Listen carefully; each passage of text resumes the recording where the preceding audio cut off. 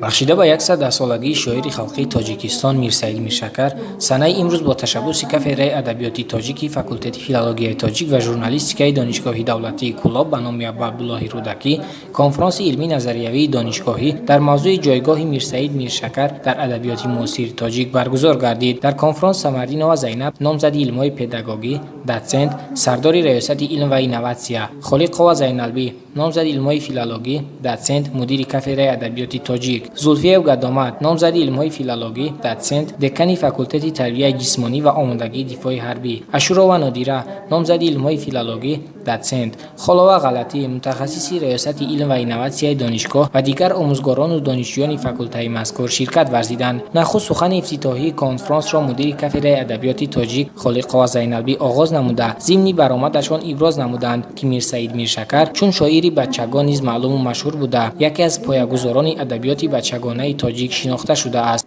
имрӯз бо ташаббуси кафедраи адабиёти тоҷик дар сатҳи донишгоҳ конференсияи илмии адабӣ ба хотири гиромидошти рӯҳи безаволи шоири маъруфу машҳури адабиёти муосири тоҷик Мирсаид Миршакар таҳти унвони ҷойгоҳи Мирсаид Миршакар дар адабиёти муосири тоҷик баргузор гардида истодааст.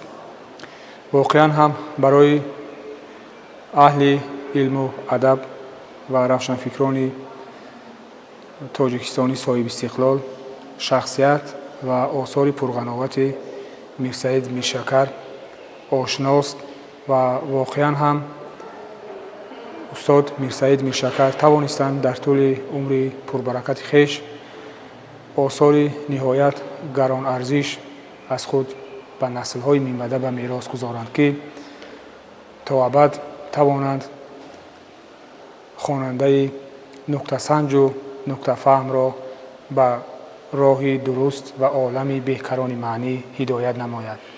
фаъолияти адабии Мирсаид Миршакар гуногунҷанба буда, ҳам дар бахши ватандӯстиву ватанхоҳӣ, дар бахши адабиёти бачагона изҳори андеша намуданд.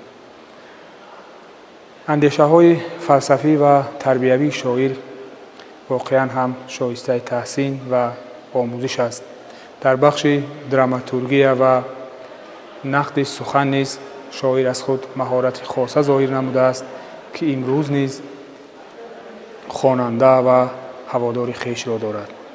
беҳтарин шеърҳои барои кӯдакон навиштаи шоир дар маҷмӯаҳои ғунчаҳои хандон, ҷурабҳои гулдор, ҷилди якуми куллиёти сеҷилда ва мунтахаби ашъори панҷи ноором ба табъ расидаанд. асарҳои бачагонаи Мирсаид Миршакар дар шаклу жанрҳои мураббаъ, суруду тарона, чистону афсона, масалу маснавӣ ва драма навишта шудаанд ва мавзӯъҳои ватандӯстӣ, меҳандӯстӣ, дӯстиву рафоқат, муҳаббат ба хонишу мактаб, эҳтироми волидайн, манзараҳои дилфиреби ватан ва ғайраро фарогир ҳастанд.